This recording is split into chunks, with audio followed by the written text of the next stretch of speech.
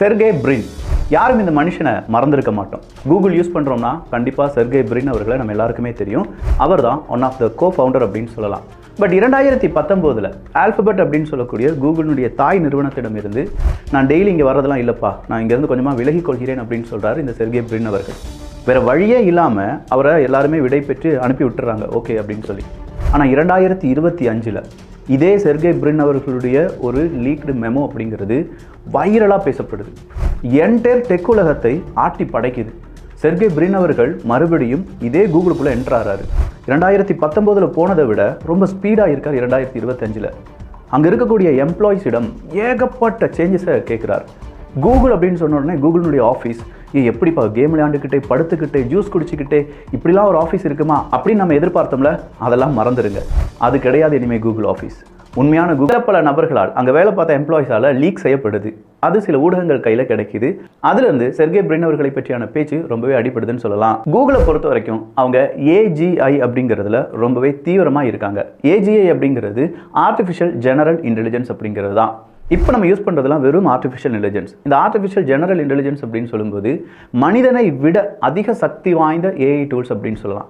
So இந்த மாதிரியான விஷயங்களில் கூகுள் தான் ஃபஸ்ட்டாக இருக்கணும். வேறு எந்த நிறுவனமும் இதில் முதல் நிலைமையில் வந்துவிடக்கூடாது அப்படிங்கிறது தான் செர்கே பிரின் அவர்களுக்கு இருக்கக்கூடிய ஒரு லட்சியம். இது ஏன் உருவானது, இந்த லட்சியம் ஏன் உருவானது அப்படிங்கிற கேள்விக்கு OpenAI கூகுள் தோத்துட்டாங்க. இப்போ கடைசியாக வந்த குரோக் அப்படிங்கிறவங்க கிட்ட கூகுள் தோத்துட்டாங்க. அதே மாதிரி டீப்சீக் அப்படிங்கிறவங்ககிட்டையும் இப்போ கூகுள் தோட்டுட்டே இருக்காங்க.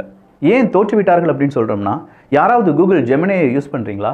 பார்ட் அப்படிங்கிறத ஒன்று ரிலீஸ் பண்ணியிருந்தாங்களே, ஏதாவது நமக்கு இப்போது கிடைக்கக்கூடிய தகவல் பார்டிலிருந்து கிடைக்குதா? இல்லை. ஆனால் அதை விட கூடுதலாக நம்ம எல்லாருமே ChatGPTயை யூஸ் பண்ணிகிட்டு இருக்கோம். ஸோ ஆர்டிஃபிஷியல் இன்டெலிஜென்ஸ் உலகத்தில் கூகுள் அதனுடைய தலைமைத்துவத்தை இழந்து வருகிறார்கள். அதை எப்படியாவது மீட்டெடுக்க வேண்டும் அப்படின்னு சொல்லி செர்கே பிரின் அவர்கள் மறுபடியும் கூகுளுக்குள்ளே என்டர் ஆகியிருக்காரு. அவருடைய மெமோவின் அடிப்படையில் 60 மணி நேரம் ஒரு வாரத்துக்கு நீங்கள் ஒர்க் பண்ணியே ஆகணும் அப்படின்னு சொல்கிறார். இது கூகுள் லிஸ்ட்லேயே இல்லையேப்பா, 60 மணி நேரம் எப்படி நான் ஒர்க் பண்ணுவேன் அப்படின்னு கேட்டால், அப்போ நீ ஒர்க் பண்ண வேண்டாம் அப்படின்னு சொல்கிறார். 60 மணி நேரம் ஓகே, எல்லாருமே ஒர்க் ஃப்ரம் ஹோம் அப்படின்னு சொல்லி தானே நம்ம ஒர்க் பண்ணிட்டு இருந்தோம், அது அவ்வளோதான் முடிஞ்சிருச்சு. கண்டிப்பாக வாரத்தின் முதல் நாள் நீங்கள் ஆஃபீஸ்க்கு வந்திருக்கணும் அப்படின்னு சொல்கிறார். ஏன்னா இந்த ஒர்க் ஃப்ரம் ஹோம் அப்படிங்கிறத ரொம்ப பெரிய அளவில் புகழ்த்தி பேசினதே கூகுள் போன்ற நிறுவனங்கள் தான். இன்றைக்கி அதே நிறுவனம் சொல்லுது, வெளியில் அங்கங்கே இருந்து வேலை செஞ்சால் ஒத்து வராது, நம்ம எல்லாருமே ஒரே இடத்துல இருந்து வேலை செய்யணும், ஆஃபீஸ்க்கு வா அப்படின்னு சொல்லி ஸ்பீட் அட் ஆல் காஸ்ட் அப்படின்னு சொல்லியிருக்காங்க. இந்த ஸ்பீட் அட் ஆல் காஸ்ட் அப்படிங்கிறது வேறு எதுவுமே இல்லை. குட்டி குட்டி விஷயங்களுக்கு சாஃப்ட்வேர் இன்ஜினியர்ஸ்லாம் நீங்கள் பார்த்துருக்கீங்களா? அவங்ககிட்ட ஏதாவது நீங்கள் வேலை வாங்குறீங்கன்னா ஒரு பேஜ் இருக்கும், அந்த பேஜில் ஒரு பட்டன், அந்த பட்டனுடைய ஃபங்க்ஷன் எழுதுறதுக்கு ஒரு 5 மணி நேரம் எடுக்கும், 6 மணி நேரம் எடுக்கும் அப்படின்னு சொல்லி டீம் லீடர்கிட்ட அந்த சாஃப்ட்வேர் இன்ஜினியர் சொல்லுவாங்க, இப்போ புதுசாக ஜாயின் பண்ணியிருக்கிற ப்ரோக்ராமர்ஸ். ஆனால் இப்போ கூகுள் என்ன சொல்கிறாங்கன்னா, இதெல்லாம் ஒத்து வராது, எனக்கு தேவை ரொம்ப ஸ்பீடாக இருக்கணும்.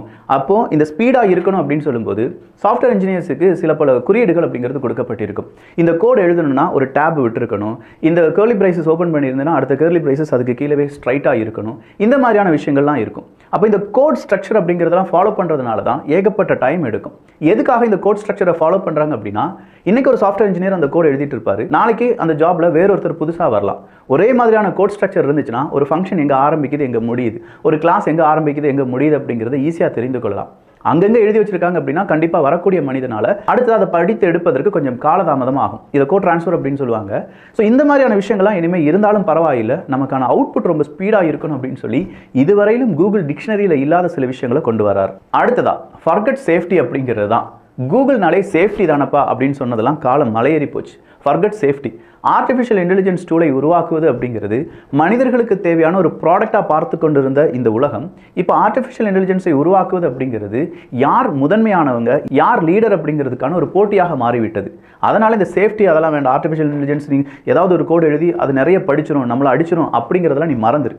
அது அடித்தாலும் பரவாயில்லை, உன்னை மிதித்தாலும் பரவாயில்லை, நீ என்ன செய், நல்ல ஒரு AGI அப்படின்னு சொல்லக்கூடிய ஆர்டிஃபிஷியல் ஜெனரல் இன்டெலிஜென்ஸை நம்ம உருவாக்கி ஆக வேண்டும் அப்படின்னு சொல்லி கூகுள் களமிறங்கி இருக்கிறது. சரி, இது கூகுளினுடைய ஒரு கதை அப்படின்னு நீங்கள் நினைச்சீங்கன்னா நேராக மெட்டாவுக்கு வரலாம், அதாவது ஃபேஸ்புக். மார்க் சுக்கர்பர்க் அவர்களுடைய வலது கை அப்படின்னு சொல்லக்கூடிய நபர் தான் CTO ஆண்ட்ரியூ போஸ்வர்த். இந்த ஆண்ட்ரியூ போஸ்வர்த் அவர்கள் என்ன தெரியுமா சொல்லியிருக்காரு? ஒரே ஒரு வார்த்தை தான் சொல்லியிருக்கார், if you leak you are done அப்படிங்கிறது தான். சில பல கோட இங்கே இருக்கக்கூடிய நிறுவனங்கள், மெட்டா, கூகுள் போன்ற நிறுவனங்கள் எல்லாருமே என்ன செஞ்சுட்டு இருக்காங்கன்னா ரொம்ப கஷ்டப்பட்டு உருவாக்கிட்டு இருக்காங்க. அதே மாதிரி அவங்களுடைய ஸ்ட்ரக்சரில் இவ்வளோ நாள் வேலை பார்த்த ஒர்க் ஃபோர்ஸில் ஏகப்பட்ட மாற்றங்கள் அப்படிங்கிறது உருவாகிட்டு இருக்கு.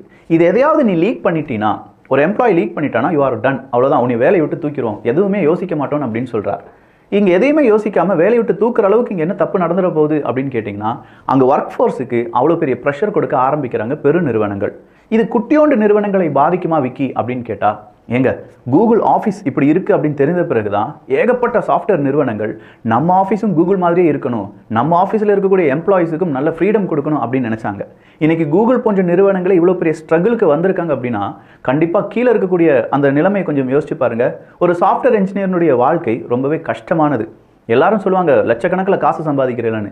ஆனால் அடுத்ததாக வரக்கூடிய வருடங்களில் ஒரு சாஃப்ட்வேர் இன்ஜினியருடைய வாழ்க்கை ரொம்பவே படுகேவலமாக இருக்க போகுது அப்படிங்கிறதுக்கான உதாரணத்தை தான் இன்னைக்கு நம்ம பார்த்துட்டு இருக்கிறது. செர்கே பிரின் அவருடைய டோட்டல் ஒர்த் அப்படிங்கிறது கிட்டத்தட்ட ஒரு 130 பில்லியனுக்கு மேலே இருக்குங்க.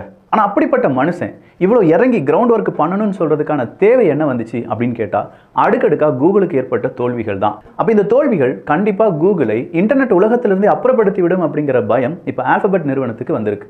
அதனால தான் செர்கே பிரின் அவர்களை திரும்ப கொண்டு வந்திருக்காங்க. அதனால தான் எம்ப்ளாயிஸ்க்கு இவ்வளோ பெரிய ப்ரெஷர் அப்படிங்கிறது கொடுக்கப்படுது. ஆனால் இந்த இடத்துல இன்னொரு விஷயத்தையும் நம்ம கவனிக்கணும். மனிதர்களுடைய ஒர்க் லைஃப் பேலன்ஸ் அப்படிங்கிறது தான் கடந்த 10 வருடங்களில் பெரிதாக பேசப்பட்ட ஒரு விஷயம் என்னென்னா, சாஃப்ட்வேர் இன்ஜினியர்ஸ் இல்லாட்டி இந்த மாதிரி வேலை பார்க்கக்கூடிய நபர்கள், அதாவது கொரோனாவுக்கு முந்தைய காலகட்டம், நம்ம எல்லாருமே ஒர்க் பண்ணிக்கிட்டே இருக்கோம், இப்படி இருக்கக்கூடாது, ஒர்க் லைஃப் பேலன்ஸ் இருக்கணும். ஒரு 8 மணி நேரம் ஒர்க் பண்ணுறியா, அடுத்த ஒரு 16 மணி நேரம் நீ குடும்பத்துடன் இருக்க வேண்டும், 5 தினங்கள் மட்டும்தான் ஒர்க் பண்ணணும், இப்படிலாம் சொல்லி ஏகப்பட்ட பேர் பேசி ஒரு கிரிட்டிக்கலான ஒரு சமுதாயத்தை நம்ம உருவாக்கி வச்சுட்டோம். என்னால் 4 நாட்கள் தான் வர முடியும், 3 நாட்கள் எனக்கு ஃப்ரீ வேணும், 2 நாட்கள் சாட்டர்டே சண்டே, ஒரு நாள் எனக்கு சிக் லீவ் அப்படின்னு சொல்லி எடுத்துகிட்டு போகிற ஒரு சமுதாயத்தை உருவாக்கிட்டோம். இப்போ இந்த சமுதாயத்திட்ட வந்து இல்லை நீ 60 மணி நேரம் வேலை செய்யணும், இல்லை நீ ஆஃபீஸுக்கு வரணும், ஸ்பீடாக ஒர்க் பண்ணணும் அப்படிலாம் சொல்லும்போது கண்டிப்பாக இங்கே ஏற்படக்கூடிய ஒரு பிரளயம் இருக்குது பார்த்தீங்களா, ஒரு பெரிய மாற்றத்தை மனித சைக்காலஜி ஏற்றுக்கொள்ளுமா அப்படிங்கிறது ஒரு பெரும் கேள்வி. அப்போ இங்கே தான் மாஸ் லே ஆஃப் அப்படிங்கிறது உருவாக போகுது. ஆர்டிஃபிஷியல் இன்டெலிஜென்ஸ் வந்ததுனால மாஸ் லே ஆஃப் அப்படிங்கிறது உருவாகலை. ஆர்டிஃபிஷியல் இன்டெலிஜென்ஸ் டூலை நம்ம எப்படி கையாள போகிறோம், அந்த உலகத்தில் நம்ம நிறுவனத்தை முதல் நிறுவனமாக மாற்றுவதற்கு நீங்கள் கடுமையாக உழைத்தே ஆக வேண்டும் அப்படின்னு சொல்லி மாஸ் லே ஆஃப் அப்படிங்கிறத உருவாக்க போகிறாங்க. கூகுள் படித்த ஒரு பாடம், முதல் பாடம் என்ன தெரியுமா? AI is no longer about responsible development. இவ்வளோ நாள் கூகுள் அப்படி தான் நினச்சிட்டு இருந்தாங்க, நம்ம என்ன டெவலப் பண்ணாலும் அது ஒரு ரெஸ்பான்சிபிலிட்டியோடு டெவலப் பண்ணணும் அப்படின்னு சொல்லி. பட் அது அப்படி கிடையாது. AI அப்படிங்கிறது ஒரு லேண்ட் கிராப் தான். லேண்ட் கிராப்னா என்ன? கிடைக்கிற இடத்த எல்லாமே அவங்களுக்கு சொந்தமாக மாற்றுறது. AI டூல்ஸை பொறுத்த வரைக்கும் இப்போ ChatGPT எல்லாருமே அதை பயன்படுத்துறதுனால கூகுளை அதிகமான நபர்கள் தேடுவது கிடையாது அப்படிங்கிறது அவங்களுடைய அனாலிட்டிக்ஸ் வழியாக அவங்களுக்கு தெரிஞ்சிருக்கும். அதனால தான் இனி ரெஸ்பான்சிபிள் வேண்டாம் அப்படின்னு சொல்கிறாங்க. அடுத்ததாக மெட்டா நிறுவனத்தை போய் பாருங்களேன். மெட்டா நிறுவனத்தினுடைய ஃபேஸ்புக் நிறுவனத்தினுடைய முந்தைய விளம்பரத்தெல்லாம் பார்த்துருப்பீங்களா? டிரான்ஸ்பரன்சி அப்படின்னு சொல்லியிருப்பாங்க. நாங்கள் என்ன செஞ்சாலும் அது மக்களுக்கானது, மக்களுக்கும் எங்களுக்குமான அந்த டிரான்ஸ்பரன்சி எப்போதுமே இருக்கும்னு.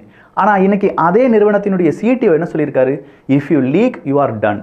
டிரான்ஸ்பரன்சி இருக்கக்கூடாதியா உனக்கும் அடுத்த நிறுவனத்துக்கும். நீ என்ன கோடு எழுதுறியோ அந்த கோடு அடுத்தவனுக்கு தெரியக்கூடாது, நீ என்ன பேசுறியோ அது அடுத்தவனுக்கு தெரியக்கூடாது, நீ என்ன ப்ரோக்ராம் செய்கிறியோ அது அடுத்த நிறுவனத்துக்கு தெரியக்கூடாது இப்படின்னு சொல்லி டிரான்ஸ்பரன்சியே இல்லாத ஒரு ஒர்க்கிங் என்விரான்மெண்ட்டுக்கு அங்கே இருக்கக்கூடிய சாஃப்ட்வேர் இன்ஜினியர்ஸ் போயிட்டு இருக்காங்க. சரி, 60 மணி நேரம் வேலை செய்கிறதுனால என்ன இருக்குது அப்படின்னு கேட்டால், இங்கே தான் சிக்கல்களை நாமளே உருவாக்கி அந்த சிக்கலை மறுபடியும் தீர்ப்பதற்கான தீர்வை நோக்கி ஓடிட்டு இருக்கோம்.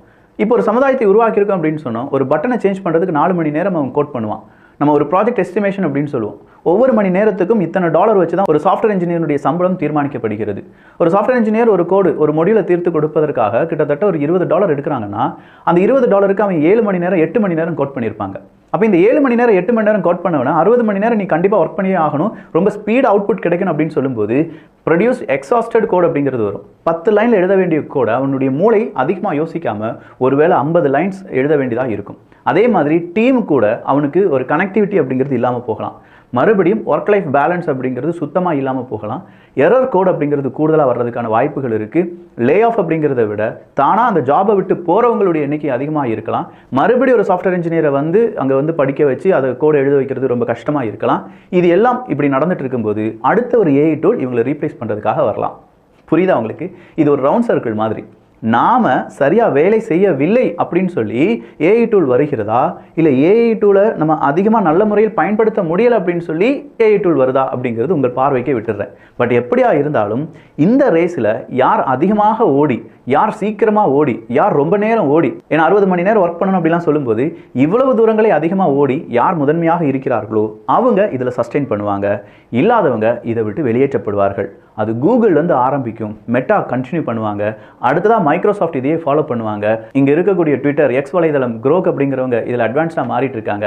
ஆல்ரெடி ChatGPT ஓப்பன் AI நிறுவனம் திவால் ஆயிட்டு இருக்கு அப்படிங்கிறத நம்ம பார்த்தோம். ஏகப்பட்ட புது நிறுவனங்கள் உதயமாவார்கள்.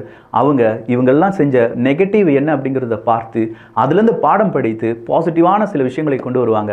அதில் ஒரு நிறுவனம் தான் DeepSeek. இதே மாதிரி 1000 நிறுவனங்கள் இனிமேல் உருவாகும்.